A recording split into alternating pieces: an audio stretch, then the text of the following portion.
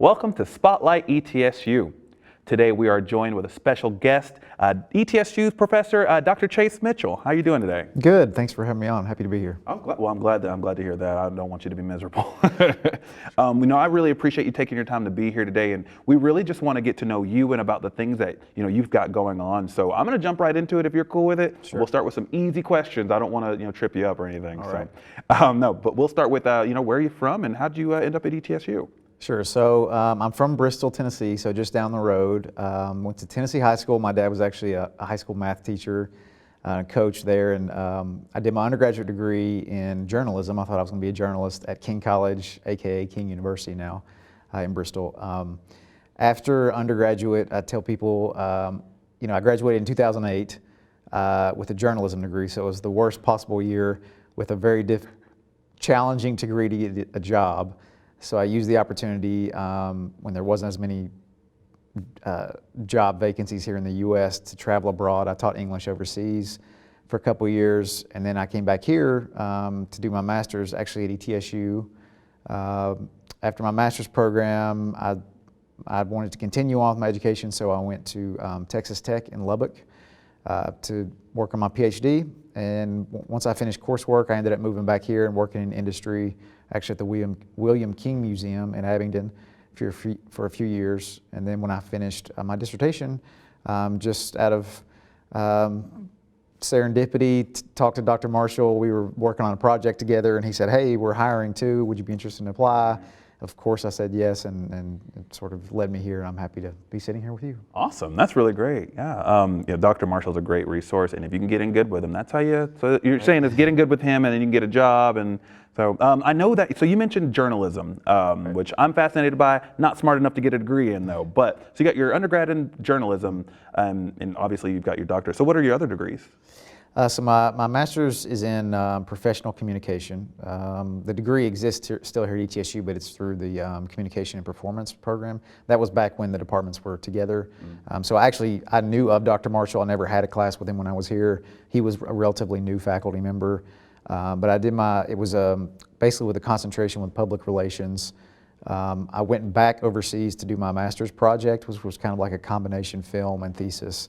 And as I was doing research and writing my thesis, I realized that I really enjoyed the process, which a lot of people don't. A lot of people don't like writing or research. Maybe I'm the weird one who likes to do that. But I was like, okay, I'll go back to try to pursue my doctorate.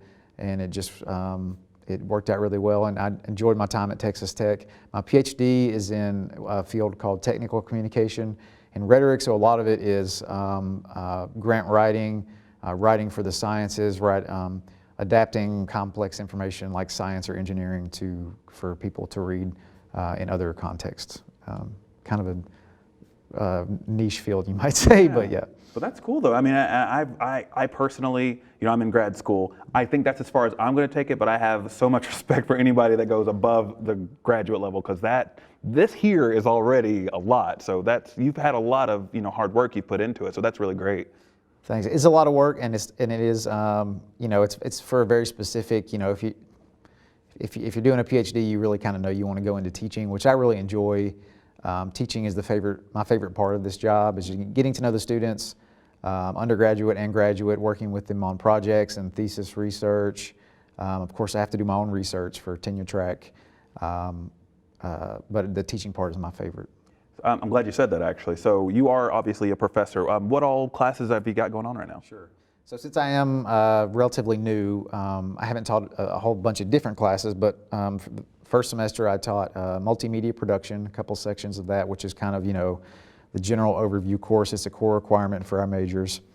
We introduce students to, the Adobe software, but in particular they work on a magazine article using InDesign and Photoshop. So I had them research the future of their desired career field. So if they want to be a photographer, do some research about what that field might look like in 5 to 10 years, how it's going to change according to technologies. And then they write about it and apply that and make it look like a magazine article. I have them do a podcast interview, kind of like what you and I are doing, but just with the audio, and then a video project. So that was one class. Also PR publications. So some PR stuff, and then this semester I'm teaching media management, which Cliff is taking right now. It's the first graduate class I've taught here at ETSU, so Nice. that's more of like the dollars and cents and the bottom line part of media. That's actually, I am I am taking that class with you, under you. Actually, I was very, I didn't know what to expect. I really enjoyed the class. So Dr. Mitchell's a great professor. So, do you have any goals as far as like, where you'd see yourself or where you'd like to be in the department or university or anything? Or? Sure. I really, even though I enjoy teaching, there are some other projects that I'm working on. Study abroad, I've been very fortunate to be able to travel, and I know a lot of people are interested in study abroad, and not just studying abroad in terms of going somewhere, but actually getting some real work experience when they go places. So I'm working on sort of proposals for study abroad, probably in Southeast Asia. That's where I spent most of my time when I was teaching English, but we'll see. That's way down the road, yeah. But that's a project that I'm working on. Also, as part of my service work here in the department, I'm kind of coordinating the Adobe certification program. So more or less, that's kind of the newest extension of what's already been going on here in the department that Dr. Marshall launched in partnership with Adobe. Of course, we already integrate Creative Cloud and Experience Cloud into most of, if not all of our classes.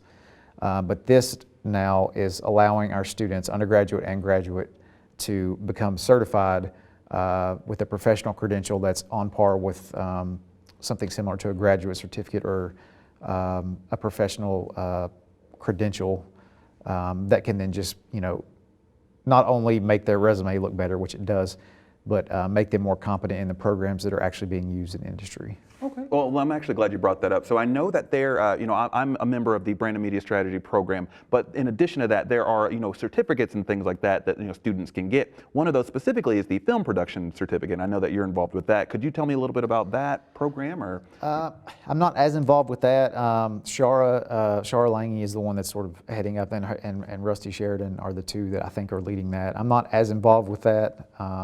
So I couldn't speak to it too much. I wouldn't want to overstep, but they are leading that, and that's a great opportunity here in the department, specifically for students interested in film production. The certificate program is really geared more towards. Of course, you can apply Adobe programs to a variety of different contexts, but the certificates are really just focusing on the technical aspects of the program. So doesn't matter if you're in advertising, PR, film production. Any one of the media fields, whether it's strategic or artistic or any of them, you're going to be using Adobe products. So the certificates actually indicate that you are not just good, but outstanding using Adobe Premiere Pro, using InDesign, using Photoshop, using, what am I leaving out? Photoshop, InDesign, Premiere Pro, and Illustrator. We're also going to do After Effects. That's coming up down the road, but After Effects is going to be the 5th one that we'll be offering. So every student who's a media communication major or minor will be able to take the certification exams for free, which is a great resource, because if you take these courses off campus somewhere else, there's actually nothing like this in the area. So you would already have to go to Nashville or Atlanta or DC to do this. But if you did do that, you're going to spend anywhere from $750 to $1,500. It's free for students, so that's a great resource for you guys. And we're also developing a public program where people from the community can come and take the class for a fee. Yeah. But the good thing about that part of it is the fees that we will charge on that side of the program will go directly back into the department to fund scholarships and student travel. So it's kind of a multifaceted project that is keeping me busy at the moment. Well, hey, you know what? I'm sure we could sit here and talk for like hours and everything, but we do have to, start wrapping up. I really thank you for, taking the time out of your day to come here and let us know about all these wonderful things that are going on with ETSU and things that are going on with you. We'd love to have you back sometime. We are going to go ahead and start signing out. I'm Cliff Andrews. This is Dr. Chase Mitchell. Do you have any parting words for our Keep in mind that just to stay adaptable and flexible. A lot of times students feel like they have to know this, and this, have this skill and that skill and that skill. It's great, learn as much as you can, but in this field in particular, just try to realize that down the road, you're gonna have to change jobs, you're gonna have to change skill sets, you're gonna have to learn new technology, so just stay adaptable. Well, thank you so much for joining us today. For Spotlight ETSU, I am Cliff D. Andrews.